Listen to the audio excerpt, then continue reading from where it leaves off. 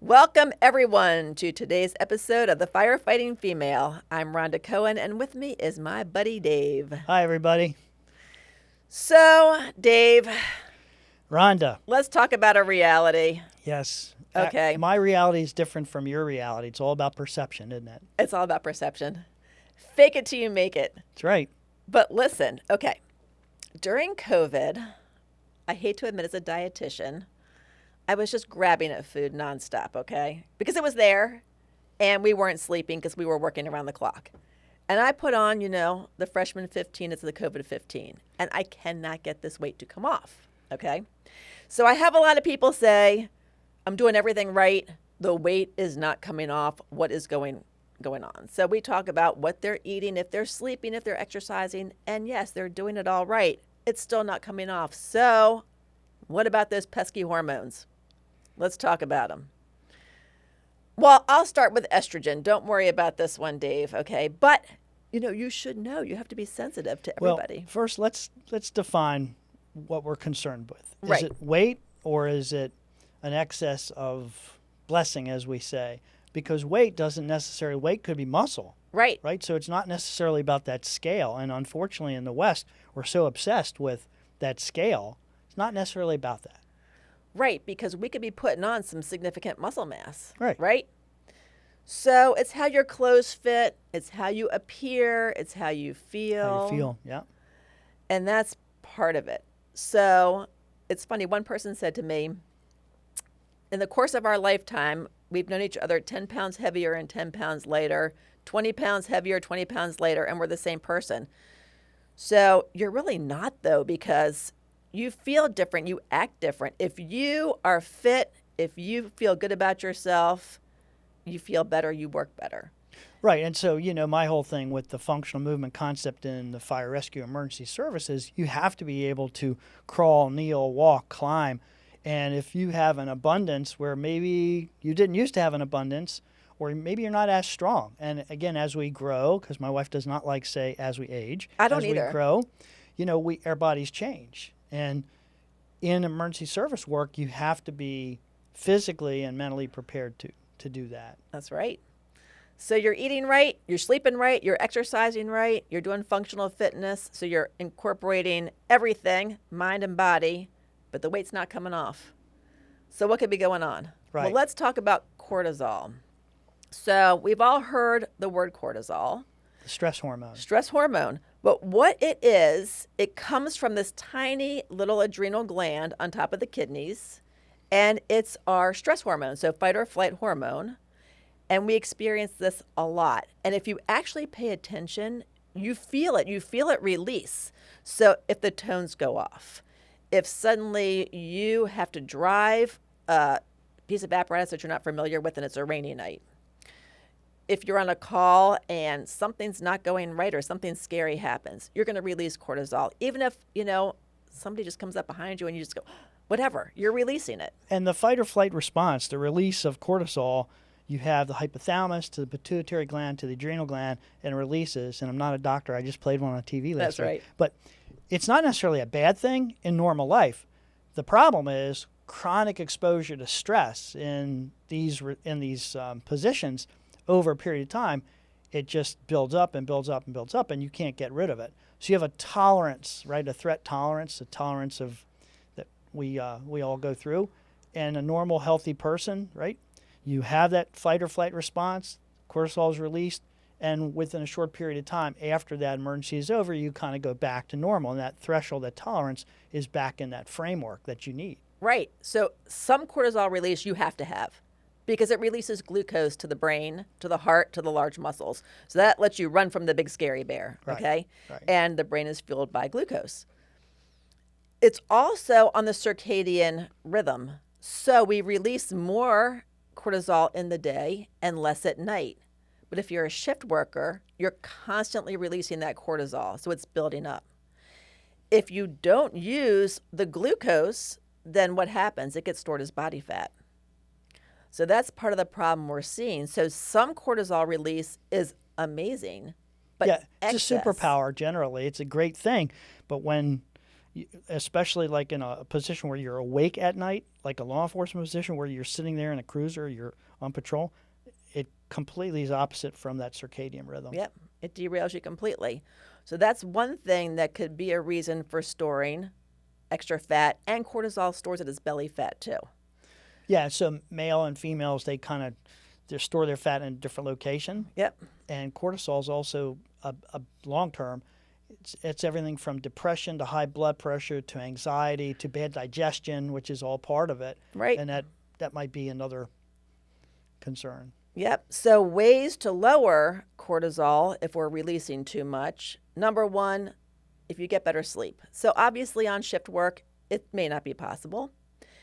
But when you're not on shift work and you're home, try to get your 7 to 8 hours of sleep to regenerate your system. That's number one. And then exercise, of course, would definitely reduce the amount of cortisol being released because we're releasing more serotonin, which is our happy hormone, and we're not stressed. Another thing is live your best life. Find something that you love to do that makes you happy because obviously then again, you're not releasing a stress hormone, you're calm. Yeah. Any form of exercise that you do too, and I'll plug in your yoga for this one too, is beneficial because I forgot to put that one in. Healthy diet, you want to decrease your saturated fat, you want to increase your protein, high biological protein, which is your meat, fish, poultry, and eggs, or your vegetarian proteins, your tofu, your soy, beans, all of that good stuff. And laughter. Laughter really releases all of the good hormones and suppresses that cortisol. Well, there's a whole thing on laughter therapy. Oh, we yeah. won't get into that today because that's a great podcast. We're going to do that one. But the whole thing about the chronic exposure to stress. So you go on a bunch of calls at night and you go home in the morning, your shift is over, you're still feeling those effects. Mm-hmm. And maybe you're exhausted and physically tired. You go to sleep, you don't feel like working out, you don't feel like moving your body, and it's a giant revolving door. It's the domino effect. One thing affects something else. And whether you're a career volunteer, any kind of emergency response, this superpower, this cortisol, this fight or flight is a great thing, but you have to have a healthy way of getting rid of it. Right. Yeah. Right. So insulin, another one that is similar to cortisol. Insulin is made from the beta cells in the pancreas. And when we eat, the insulin is released. And insulin takes the food, and as it's breaking down, it pulls the sugar into the cells so we can use it for energy. If there's too much, though, it stores it as fat.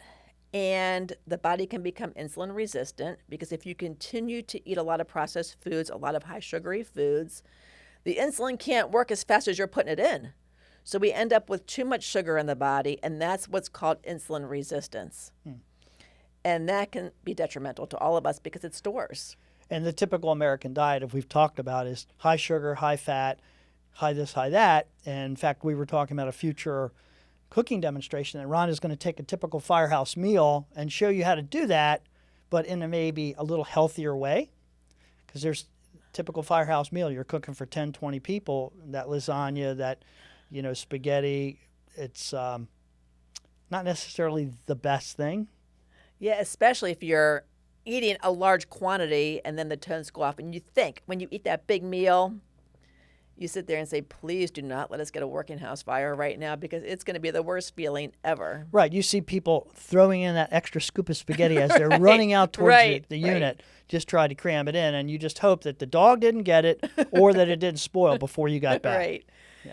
And the other thing, too, is, shift workers, you run calls all night long, and you're not going to come back at 2 a.m. from the working house fire and start preparing a healthy meal or cutting up some veggies. You're going to grab for something simple. You're going to stop at 7-Eleven or whatever convenience store is closest to you, an all-night place, donuts, Dunkin' Donuts. Right. And all of these places love to take care of the first responders because food is love, but they're handing us sodas, Cokes. Yeah, They're coffee. Right. Yeah, I mean, even at most firehouses, you'll have a coffee pot 24/7. Right. Somebody is always popping in and out. Yep, always. So that is a sabotager.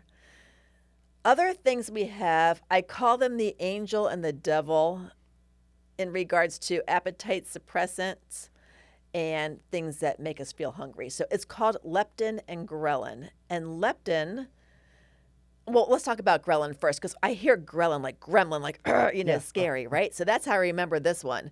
So ghrelin is in your stomach, created in your stomach, and it sends a signal to your brain that you're hungry. So, when you are digested, suddenly your stomach's thinking, well, there's nothing in here. I need food. I need to work. So send a signal to the brain saying, hey, we're hungry here. Get something into us. And just to interrupt for a second, so the vagus nerve, the number 10 cranial nerve from the brain stems straight down to your gut, the longest nerve in the body, as I understand it. Yeah. There's so much research that shows, like, you have a gut feeling. You really have feelings, not just in the brain, but in the heart and the stomach. And that is tremendously important for people to keep in mind. Right. So that feeling in the pit of your stomach is not just, it's not just an emotion. That's like a real deal physically. Mm-hmm. Sorry. Don't ever be sorry. Okay. Just interrupt me all the time. Just do it. So where were we? Oh, yeah. Okay, so ghrelin. Ghrelin. So what happens is you get the signal to your brain, but here's the problem. If you're overweight or obese, ghrelin doesn't really work as well. So it continuously sends the signal to your brain. Feed me, I'm hungry, I'm hungry. See more. Feed me, see more. Exactly. So more is going in, and it's usually not the good stuff because, let's face it, when we're really hungry, we're not going to start preparing a meal. We're going to just start grabbing. You make bad decisions. Right. You make bad decisions. It's when you go shopping when you're hungry. They say never go to the grocery store hungry because you're going to go and buy everything from the center aisle because it's easier just to open up the bag of cookies. And the convenience stores and the fast food places make it easy for you to eat their food. Right. Because it tastes good. It's satisfying. A lot of times you can hold it in a hand. It's inexpensive, but it's terrible for you. And I love institutional fast food, but no. Right. It's all about making good choices. Yes.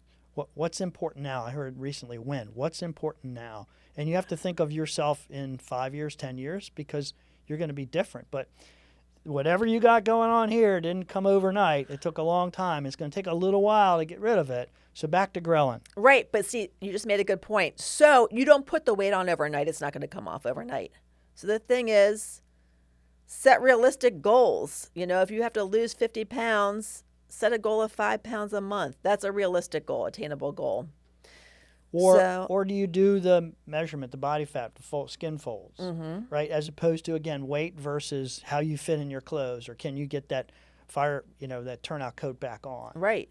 That's why I hate the BMI used as a measure of weight, because when you look at professional athletes, their BMI says they're morbidly obese, but they're a solid mass of muscle. Right. So we got off task. Years ago, I took a class where they put you in a dunk tank to measure, yes. That was apparently a much better way than doing the skin folds.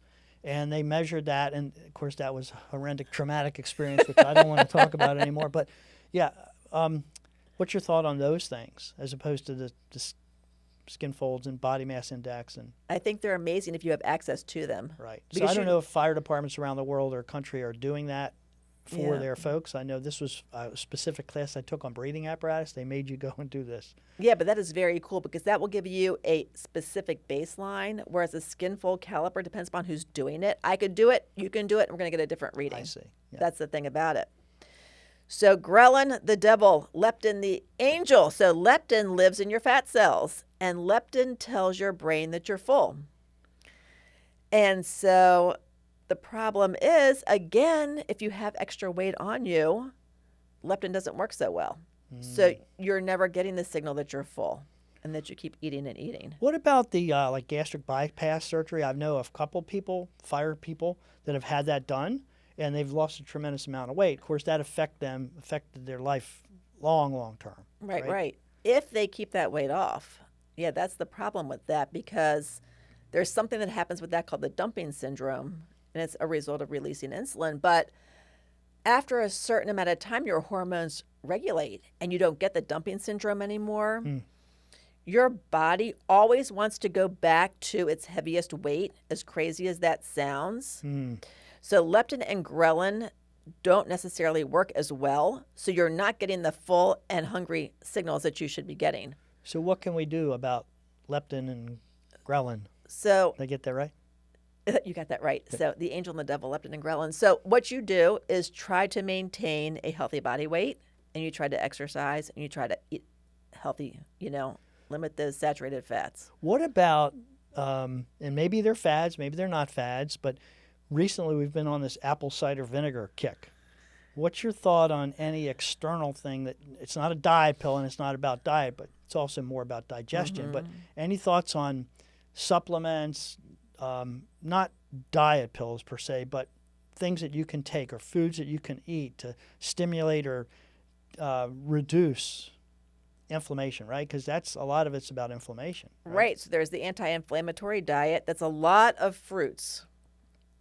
So you figure fruits and vegetables, the darker the color, the more phytochemicals they contain. So a phytochemical reduces inflammation. And also the other thing about fruits and vegetables, obviously they're low in calorie and they're high in water content. So you can eat a significant amount to a point of feeling full with limited calories.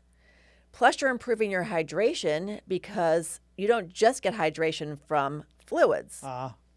It also comes from food sources. Gotcha. So that helps too. Not eating processed foods. If you look at a label and there are more words on that label that you don't understand than you do understand, probably not the best food for you to eat, which is why we say whole food. So whole food are things that don't have labels. Gotcha. Fruits, vegetables, meat, things that are just what they are.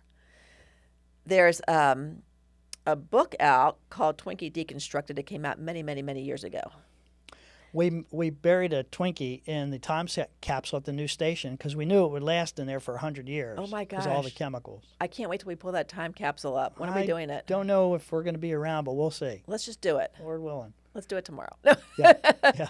That is so cool. So what happened with this, and we're off tangent, but that's okay because this is what happens with us. So this father has his kids in the car and they're hungry, so he gives them a box of Twinkies. And they're driving down the road and the kids are like, Dad, what is like dimethyl? I'm making up this word. Yeah. Hexyl, whatever. And the dad's like, I don't know. Next word. Hey, Dad, what is guarzanthum something? I don't know. And finally the dad says, what are you doing? What are you talking about? And they said, we're reading the box and the label. And that's what these kids were eating. So if you don't know what the food is, don't eat it, right? Or, of course, food is not just for nutrition, so you limit or, Well, we have an adage at our house: if it tastes good, spit it out. I love it. That's perfect. I love it. Right, because everything that tastes good, right, in the real world is probably going to be a saturated fat or processed food. Yeah. Right. Sugar. I mean, oof. Sugar. Yeah, we're going to do a whole podcast on sugar. Okay. Because that's a whole topic in itself. Now we're off task again. Okay, so we've talked about insulin. We've talked about cortisol, leptin, ghrelin, estrogen. Okay. I got this one, Dave. Well, your feminine side can come out on this one. It's can chime in. 2023. That's right. okay. We can talk about this. So, ladies, as we age, our estrogen goes down. Now, estrogen controls what does it control? It controls our fat. It controls weight management. So as we age, we lose estrogen. So now our body is storing more and more fat, and it's more and more difficult to lose the weight. So ladies, what do? A couple things. Number one, naturally, obviously, we can increase our exercise. We may have time in the day to do it, we may not, but any amount of exercise counts. So even if you can wake up 10 minutes before you're supposed to, and even just do a light stretch, because we're not going to start jumping up and down as soon as we get out of bed, that's going to help. Walk on breaks. If you're still working and you have a lunch break, go for a walk. Yeah, take the steps. Park further away from the store than you need to. All these little things. I saw recently about belly fat. It's really about walking and moving, right. The body. It's not necessarily about the HIIT workouts or this or that. It's about movement. And you can try all these other things, but there's a lot of little things you can do. Absolutely. And choose healthier foods. Decrease your calorie intake. When you say that, people think they're going to be starving. No. You actually will feel more full if you eat things that contain high dietary fiber, like your fruits, your vegetables, beans, whole grains.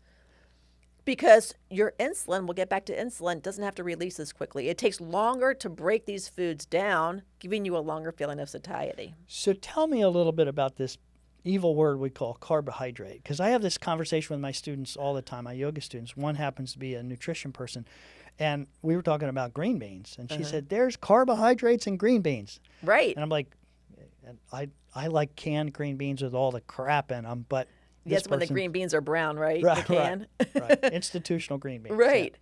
So here's the deal. Carbohydrates are not the enemy. It's a fad diet that has created the image of carb diets being the enemy. But think about this. Pretty much everything is a carb, right? Except for biological proteins. So there's two different kinds. You have a simple carbohydrate and you have a complex carbohydrate. The simple carbohydrates are everything that tastes good. It's your candy, cookies, brownies, pies, sodas, white. They always say avoid the white, like white rice, white potatoes, white bread. White bread, yeah. Those things are all simple carbohydrates because they break down very quickly. They're loaded with sugar. And those are the things that in your house you say, if it tastes good, spit it out. And somebody told me that bread in the United States would be considered cake over in Europe because there's so much sugar in That's it. right. That's right. And that's why also what is so interesting, if you look at different countries, people are so much healthier in countries other than us. Blue zones and stuff Right. like that. Blue zones. Fascinating. We should move. No, I'm only kidding. Complex carbohydrates are very necessary. Those are your fruits, your vegetables, things like whole grain pasta, whole grain bread, quinoa, brown rice. You need these things because you need to break them down. You need sugar in your body. You need to be able to function. It sends energy to your cells, to your muscles. So carbohydrates are not the enemy. We need to have them. It's just picking and choosing the good ones. So follow the 80-20 rule. 80% of the time you eat healthy. 20% of the time have your treats. Again, food is not just for nutrition. If you want that piece of cake, go ahead and have it. It's an emotional thing. Right. And I tell people, definitely do this. Have one cheat meal a week. Now, for some people, they can't get back on track after that one cheat meal. But if you choose one meal a week to eat whatever you're craving, say you want to go out and have your pizza and your beer, go for it. Because it satisfies cravings and it gives you something to look forward to. And that's what you do. And how does that relate to the estrogen and some of the other things? So this is Focus, just Rhonda. Focus. focus. Bring you We back. got to get back. I know. I got to reel back in. This is, again, when we talk about the mind-body balance. Yeah. If you continue on a pattern of, I'm not going to eat anything that has more than 5 grams of fat, whatever, 5 grams of sugar, you're going to be miserable. Well, most of us will be miserable. There's some people that can do this and really enjoy this lifestyle, but most of us do not. Well, it's caloric deficit that's going to create, quote, weight loss. Weight loss, yeah. And, of course, if you talk to a dietitian like myself, we're going to try to gear you and steer you into eating good food. But the bottom line is, if you are a person that eats pizza and candy all day long and you want to continue doing that, okay, cool. Just decrease the calories because it's just a matter of decreasing calories. I'm not promoting that. I'm promoting to eat healthy, but I'm just saying it's a matter of eliminating calories and burning more than what you're taking in.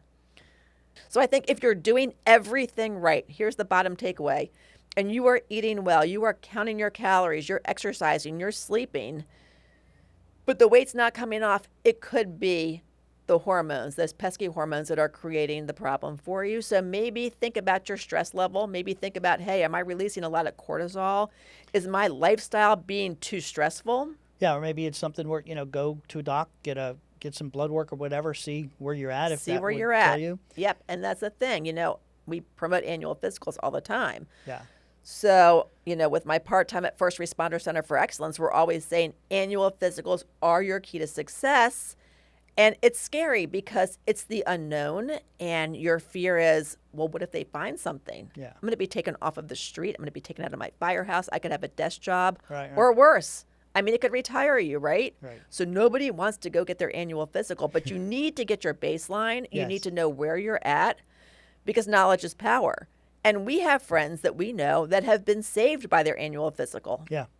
I mean, we could have lost people to Right. heart attacks. 100%. Right. Yep, and to cancers. Yep. So do it. Just do it.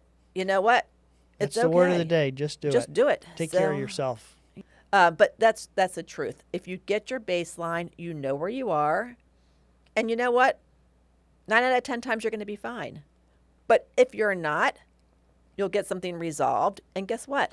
Now you're living another, billion years. You're going to still have a continued successful career. Yeah.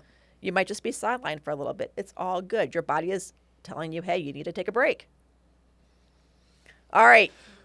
We got it. That was exhausting. I know. I got to lay down. Yeah. All right. Let's go get a cheeseburger. Ooh, cheeseburger and fries. And a milkshake. Milkshake, chocolate. I got it. Okay. All right, folks. That's a wrap. See you next time.